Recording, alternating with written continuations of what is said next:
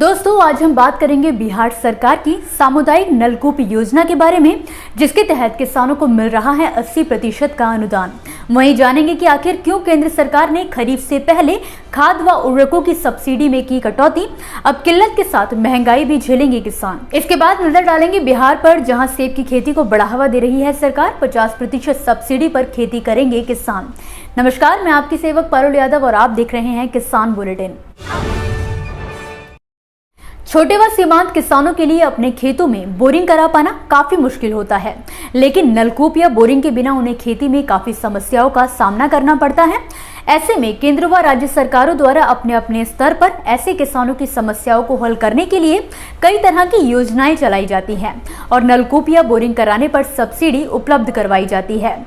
दरअसल सामुदायिक नलकूप योजना के तहत किसानों को सामूहिक तौर पर बोरिंग दी जाती है, जिसकी जिम्मेदारी के लिए एक अध्यक्ष भी नियुक्त किया जाता है।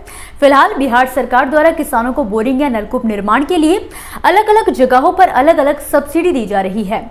कम भूमिगत जल स्तर वाले क्षेत्रों में 1 लाख रुपए लागत आती है, जबकि ज्यादातर जगहों पर 50,000 रुपए में बोरिंग हो जाती है। इस तरह किसानों को 50,000 रुपए का 20% राशि यानी कि 10,000 या फिर 20,000 रुपए का भुगतान करना पड़ता है।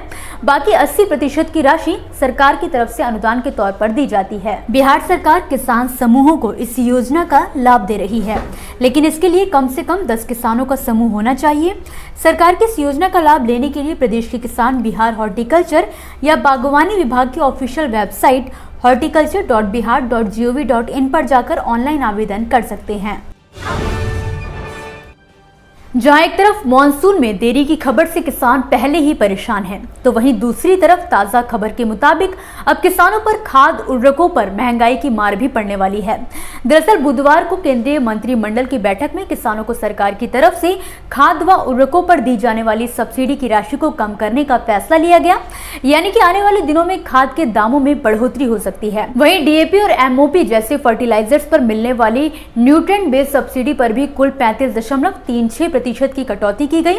जरूरी बात यह है कि सब्सिडी की नई दरें अप्रैल से सितंबर की अवधि के लिए लागू की जाएंगी, जिससे खरीफ फसलों की खेती करने वाले किसानों पर सीधा असर पड़ेगा। कुछ खबरों की माने तो नाइट्रोजन पर मिलने वाले 99 रुपए 27 पैसे की सब्सिडी में 22 रुपए 78 पैसे की कटौती की गई, जिसके बाद अब किसानों को प्रति किलो 76 रुपए 49 पैसे की सब्सिडी दी जाएगी। इस तरह पोटाश पर सब्सिडी 49 रुपए 94 पैसे की जगह 41 रुपए 3 पैसे प्रति किलो हो जाएगी।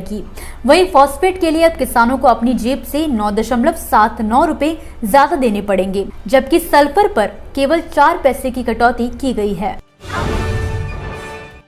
बिहार सरकार इन दिनों किसानों का ध्यान बागवानी फसलों और आधुनिक खेती की ओर खींचने के लिए तरह तरह की कोशिशें करने में लगी है, ताकि किसान खेतों से अच्छा मुनाफा कमा सके। इसके लिए अब बिहार में सरकार की तरफ से सेब की खेती पर जोर दिया जा रहा है। वैसे तो सेब की खेती आमतौर पर हिमाचल और कश्मीर जैसे ठंडे प्रदेशों में ही की जाती है, मगर अब धीरे धीरे बदलते खेती के स्वरूप में कई ऐसी किस्में विकसित हुई हैं, जिनकी खेती किसान गर्म प्रदेशों में भी कर सकते हैं। इन्हीं किस्मों में शामिल है प्रगतिशील किसान हरिवंश शर्मा द्वारा विकसित की गई सेब की किस्म HRMN99। बिहार सरकार ने विशेष उद्यानिकी फसल योजना के तहत राज्य में सेब के रकबे को बढ़ावा देने के लिए किसानों को अनुदान देने का फैसला किया है।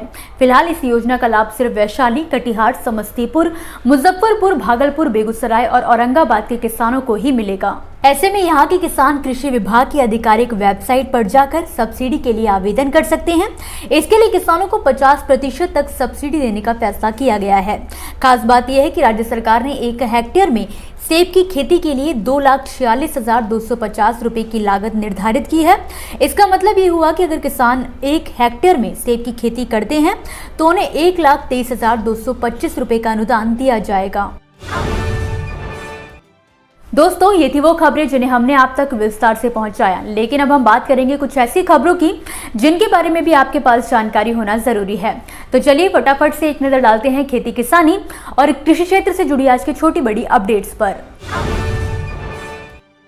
मौसम विभाग के अनुसार अगले 24 घंटों के दौरान अरुणाचल प्रदेश, असम, मेघालय, नागालैंड, मणिपुर, मिजोरम और त्रिपुरा में हल्की से मध्यम बारिश और कुछ स्थानों पर भारी बारिश होने की आशंका है।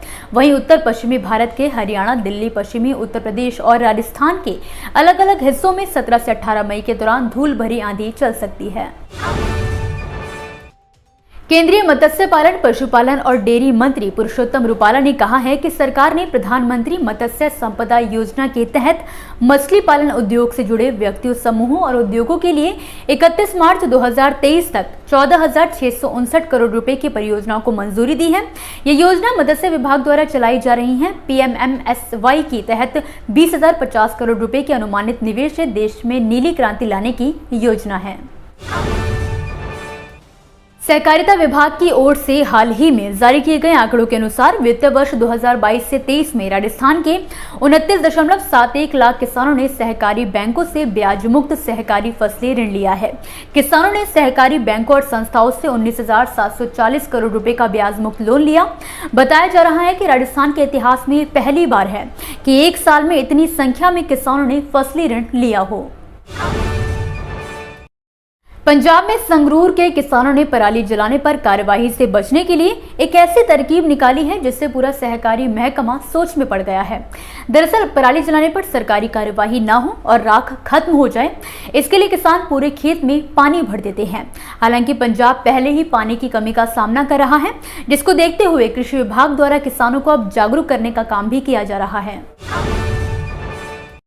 उत्तर प्रदेश में इस समय रबी फसलों की खरीद प्रक्रिया जारी है। इसके लिए प्रदेश सरकार ने सभी 75 जनपदों में 6,000 सरकारी क्रय केंद्र बनाए हैं।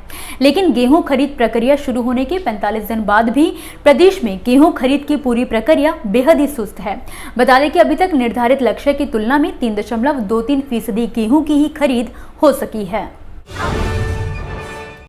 इसी के साथ आज के किसान बुलेटिन की बड़ी खबरों में फिलहाल के लिए बस इतना ही। आप मुझे दीजिए इजाजत और देखते रहिए ग्रीन टीवी। नमस्कार। देखिए ग्रीन टीवी YouTube पर भी, बस सब्सक्राइब करें और बेल आइकन दबाएं।